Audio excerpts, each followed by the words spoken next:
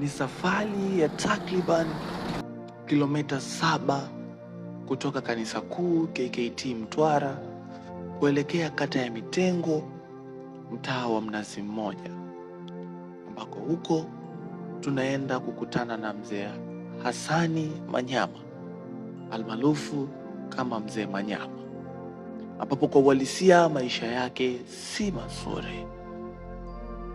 Anaishi katika maisha duni, lakini yamekuwa ni maisha ya kawaida kwake kwa sababu ameyaishi kwa muda mrefu sasa. Ila kama hayo maisha tungesema tunakupa, usingeweza kuyahimili hata kwa dakika 5. Na tunaanza kwa mwenyewe kutusimulia hali ambazo anazipitia. Namuomba Mungu ndio anisaidie na malaika yangu ulalaji wa kama unavyoona gofu hivi. Maana hiyo nyumba za gofu imekwisha. Sasa na hivyo sehemu ya kuhamu kutoka hapo kufuata ndugu zangu huko waliko huko. Na wao wamesheheni majumba yao.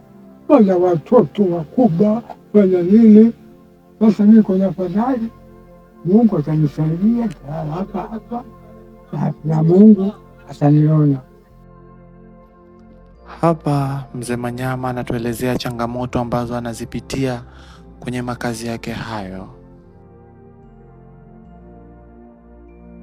Basi mvua hata kama inanyesha, kuna upande ninakimbilia huku, najifadhi mvua inanyesha, na kwa alhamdulillah ananipata yale matundu ya mapanya. Ndio sana wale mapanya wakikimbia huku tu unakimbilia kama nyumba namna hii. Ndio navyotaka kujifadhi. Ndio matundu nayoona. Wadudu au nyoka wapo, lakini sio zaidi. Hapa ndipo ambapo babu alikuwa anatuambia na kutuelekeza namna gani ambavyo alikuwa anapata riziki yake ya kila siku. Kwa chakula ni hivyo, Mungu akinijalia kwenda kutoka riziki nikawa na kwenda huko kwa ndugu yangu ananiletea chakula na kula.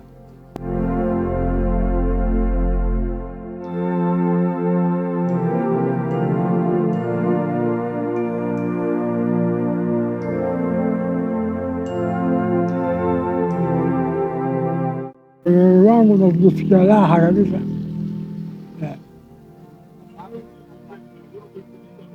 Najisikia raha yenyewe kubwa.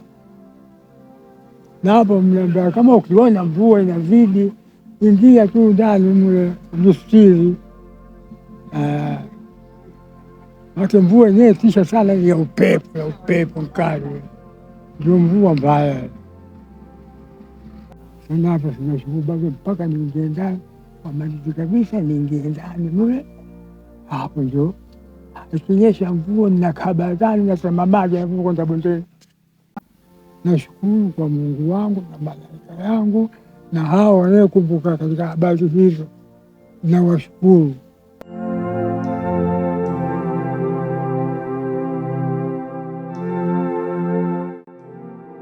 Kwa majina ninaitwa Ana Enoch Mabena.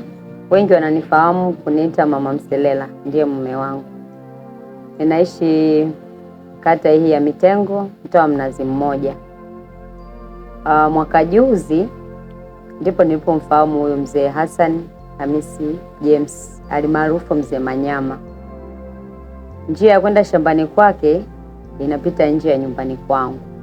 Kwa kila siku nilikuwa namuona tu anapita, anakwenda, anarudi. Siku moja tu moyo wangu ukasukumwa kumchotea unga. Nikamtuma mtoto, akamfuata barabarani huko alikokuwa anapita, akampelekea ile unga. Nikamwambia kamwambie babu akakoroge uji. Kwa hiyo akaupokea ile unga, akaendelea na safari zake. Siku iliyofuata wakati anaenda shamba akapitia, akasema mama, nimekuja kukushukuru. Nikasema sawa. Kwa hiyo tukatambulishana, akajitambulisha kwamba yeye mzee Manyama, na akaniambia kwamba yeye maisha yake hana ndugu wa karibu, hajabahatika kupata watoto. Kwa hiyo ndio hivyo maisha yake anajitegemea.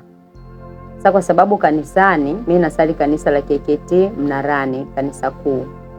Kulikuwa kuna utaratibu wa kuwaona wahitaji, kuwapa mahitaji mbalimbali. Basi kwa ilivyofika awamu ya kwanza wanaandikisha, mimi nikaenda nikaandikisha. Nikasema nina baba yuko kule ninakoishi, hawezi kufika. Wakanikubalia nikaandikisha.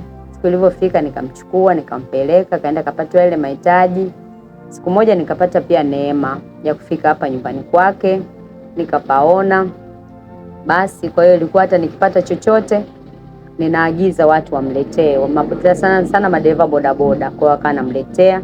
Lakini pia siku nyingine akipita yeye mwenyewe nyumbani, nilikuwa namchotea vilivyopo ndani nampa. Baada ya kuyaona mazingira, mwaka huu wakawa wanaandikisha pia majina ya wazee. Nikamfuata yule ambaye ana ratibu zoezi la udiakonia, kuhudumia watu ambao wana mazingira magumu, lakini hasa wazee. Nikamfuata Mr. Macha, nikamwelekeza, nikamwambia lakini huyu babu ambaye wanamwandika jina mimi kila siku, mazingira yake anayoishi sio mazuri kabisa, ni hastahili kuishi binadamu. Akaniambia haina shida, sasa nenda ukapige picha nyumba yake alafu unirushie. Nikaja nikapiga picha, nikamrushia. Kesho yake tu alivyoiona ile nyumba, akamshirikisha mwalimu wetu ambaye mtumishi wa Mungu Johnson Kabiemela, akamuonyesha. Mwalimu aliumia sana baada ya kuziona zile picha. Alichokifanya akaanza kuzisambaza kwenye magrupu ya rafiki zake. Kesho yake mtumishi Macha akaniambia, mtumishi Kabiemela ameguswa sana na zile picha, amesema anaumizwa, anatamani afike eneo husika aenda kapaone yeye mwenyewe kwa macho yake, lakini pia amewashirikisha watu. Kuna mtu mmoja yuko nchi za nje ameshasema yanatoa bati za kuanzia kujenga hiyo nyumba ya huyo babu. Nikasema sawa, mimi niko tayari, muda wote nitawapeleka. Basi kesho yake nikapigiwa simu kwamba natakiwa kuwaleta huku ili waione nyumba ya babu. Kwa hiyo mtumishi wa Mungu Johnson Kabiemela akanipitia kazini, tukaja mpaka hapa. Kwa kweli alisema mwenyewe kwa kinywa chake kwamba ameumizwa sana. Hakuwahi kujua kama kuna watu duniani wanaishi mazingira magumu kama hayo. Aliumia mno na akasema haiwezekani. Sisi tunaishi kwenye mazingira mazuri na Mungu amewaumba watu ambao wana uwezo wa kutoa, wakaweza kumjengea mzee Manyama nyumba. Kwa baada ya pale akashirikisha grupu zima la wana fellowship, akarusha hizo picha kwenye magrupu hayo kuwaomba kwamba tuunge mkono, tumshike mkono, tuchangie mwenye chochote, tumjengee mzee Manyama nyumba ile na yeye angalau akae kwenye mazingira ambayo yanaleta afya kwenye mwili wake, lakini pia yanaleta afya tu kwenye mazingira ya maisha yake ya kila siku. Basi safari ya nyumba ya mzee Manyama ikaanzia hapo. Ujenzi wa nyumba ya mzee Manyama ukaanza, na baada ya muda mfupi ujenzi huo ulikamilika. Mzee Manyama akakabidhiwa nyumba yake, na kwa furaha tele na uso wenye bashasha alipokea kwa mikono miwili. Na vitendo hivi ambavyo mzee Manyama alikuwa amefanyiwa na Kristo wa KKT viliibua hisia kali, na hakusita kuonyesha hisia hizo kwa kumshukuru kila mmoja ambaye alishiriki kwenye kumshika mkono. Jina langu Hamisi Selemani James, jina lingine Manyama. Ilikuwa mtu tu wa tabu. Kwanza mvua ikinyesha ndio kama hivyo, ugeuka mara nisogee huku, mara nichukue kibati nizibe hapa. Mpaka hivi sasa ninamshukuru mama kuniona kwa roho yake, roho mkunjufu, kunitafutia wateja na kunifanyia shughuli kama hivi. Hapa mimi ninafurahi sana, tena ninasikia roho yangu furaha mzuri kabisa.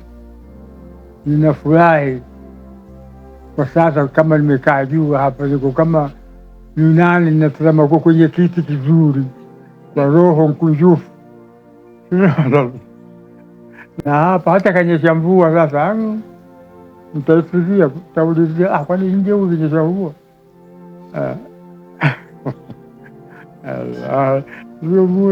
Treni moja tu tayari limekufika masikioni, na pale na wasiwasi, kija upepo babati najipiga.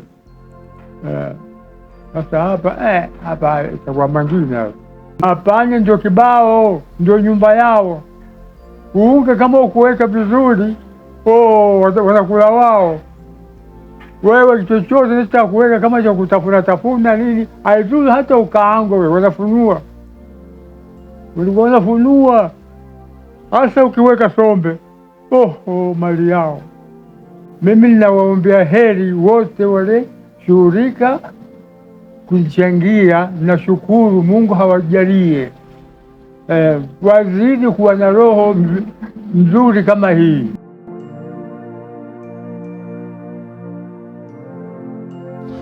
Tukirejelea katika mistari ya Biblia katika kitabu kile cha Mhubiri sura ya 3 mstari wa 1, neno la Mungu nalo linasema, kwa kila jambo kuna majira yake na wakati kwa kila kusudi chini ya mbingu. Mungu amemtendea mzee Manyama kwa majira yaliyo sahihi.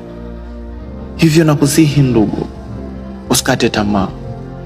Mungu atakutendea kwa wakati sahihi.